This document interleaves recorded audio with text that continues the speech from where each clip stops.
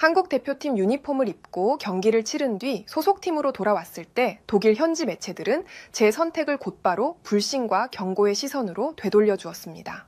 그 순간 분노와 불쾌함이 스쳐갔지만 오히려 그러한 압박은 제 확신을 더욱 단단하게 만들었습니다. 제가 독일이 아닌 한국을 택한 것은 결코 잘못이 아니었고 오히려 제 인생에서 가장 자랑스러운 순간이었습니다. 그리고 그 이유의 중심에는 손흥민이 있었습니다. 독일이 아닌 한국 대표팀 유니폼을 입고 경기를 치른 뒤 소속팀으로 복귀한 카스트로프는 독일 현지 매체들의 비난에도 전혀 흔들리지 않았습니다. 카스트로프는 한국을 선택한 것이 오히려 가장 잘한 결정이었다고 강조하며 이번 A매치 기간 동안 손흥민이 직접 해주었던 말들과 미국과 멕시코전에서 보여준 그의 활약을 떠올리며 자신의 생각을 털어놓았습니다. 이러한 발언에 독일 현지에서는 당혹감을 감추지 못했고 동시에 이번 A매치 기간 동안 손흥민이 어떤 영향력으로 카스트로프를 매료시켰는지 관심이 쏠리고 있는데요. 자세한 내용을 좋아요 버튼과 함께 살펴보겠습니다. 미국과 멕시코를 상대로 한국 대표팀 유니폼을 입고 첫 A매치를 치른 뒤 저는 다시 소속팀으로 돌아왔습니다.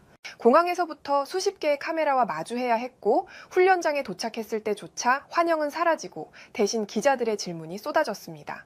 무엇 때문에 독일 대표팀이 아닌 한국을 선택했는가? 대표팀 원정이 반복된다면 소속팀 입지는 어떻게 되는가?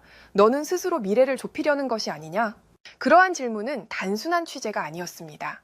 불신이 섞인 시선, 경고처럼 들리는 뉘앙스, 그리고 보이지 않는 텃세가 제 귀를 파고들었습니다. 저는 분노와 불쾌함을 느꼈습니다.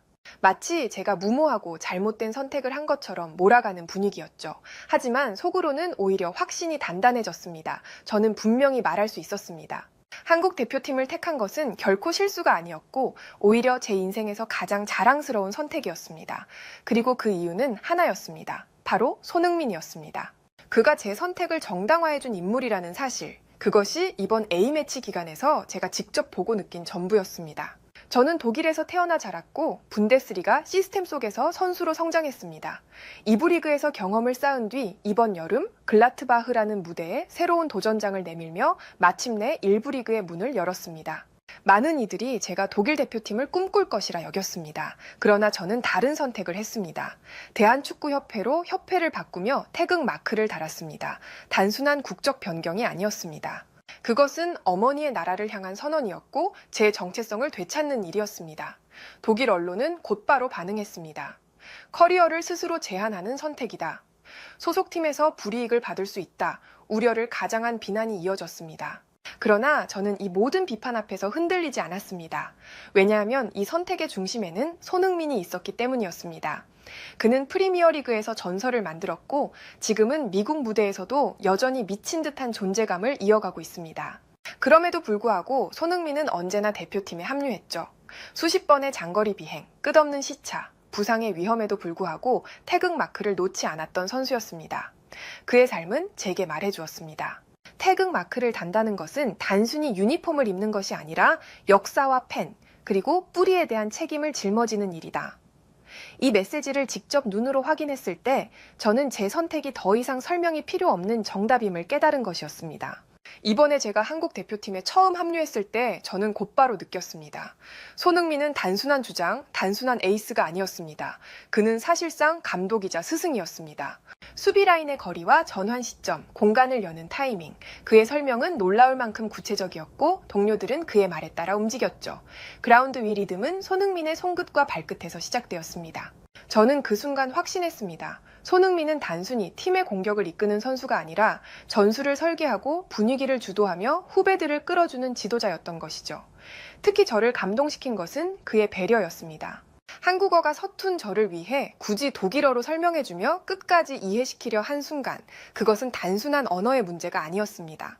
그는 저라는 한 선수를 받아들이고 제가 팀 안에서 역할을 찾도록 돕고 있었습니다. 그 순간 저는 결심했습니다. 반드시 한국어를 배워 다음 소집에서는 그의 언어로 직접 소통하며 기여하겠다고 말이죠. 제가 소속팀으로 복귀 후 독일 언론은 다시 저를 몰아세웠습니다. 한국의 A매치 때문에 소속팀 훈련과 평가전을 놓쳤다. 복귀 후 시차 적응으로 경기력이 떨어진다. 다가오는 아시아 원정이 반복된다면 소속팀에서의 입지는 위태로워진다. 이러한 말들은 단순한 분석이 아니라 노골적인 경고처럼 들렸습니다. 텃세와 불신의 그림자가 제 선택을 부정하려 했던 것이죠. 저 역시 이번 A매치로 인해 소속팀을 향한 어필 기회를 놓쳤다는 사실을 알고 있었습니다. 복귀 후 시차 적응에 어려움이 있었다는 것도 인정했습니다. 그러나 저는 흔들리지 않았습니다. 손흥민이 떠올랐기 때문이었습니다. 그는 프리미어리그라는 세계 최고의 무대에서 소속팀과 대표팀을 동시에 책임졌습니다. 손흥민은 수많은 장거리 비행과 시차, 언론의 비난을 이겨내며 결국 경기장에서 모든 것을 잠재웠습니다. 지금은 미국에서도 다시 한번 존재감을 증명하고 있죠. 그의 발자취는 제게 분명한 해답을 주었습니다. 저는 실력으로 증명할 것입니다. 모든 의심은 결국 존경으로 바뀔 수밖에 없다는 사실을 믿고 있었죠. 이번 미국과 멕시코전 기간 동안 손흥민은 저에게 자주 같은 말을 했습니다. 우리는 모두를 실망시켜서는 안 된다. 무엇보다 한국이라는 나라를 뿌리에 두고 한국 팬들에게 보답해야 한다. 그의 목소리는 단호했고 눈빛은 흔들림이 없었습니다. 단순한 구호가 아니라 실제로 그의 커리어가 증명해온 진실이었죠.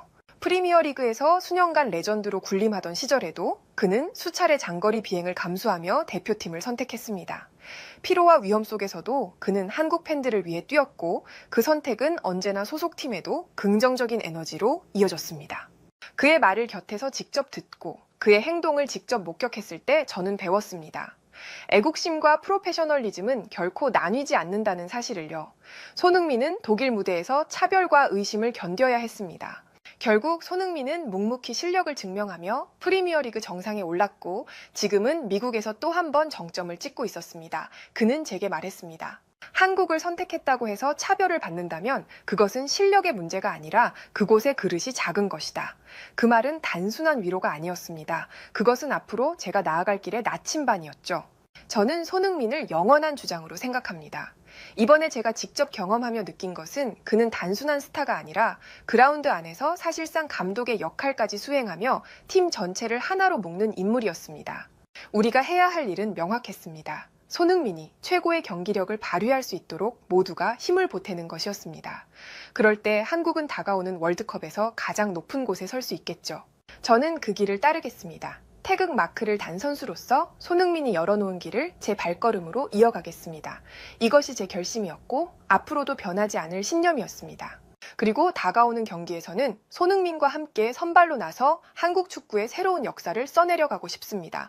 저는 대표팀에서 손흥민에게서 계속 배울 것이고 다시 한번 강조하지만 우리가 손흥민을 지켜낼 때 한국 축구는 앞으로도 발전할 수 있다고 믿습니다. 해외에서는 이 같은 반응을 보여주었고 좋아요와 무료 구독 그리고 알림 설정해 주시면 영상 제작에 큰 힘이 됩니다. 오늘도 편안함에 이르시길 기원하겠습니다. 이상 월드TV였습니다.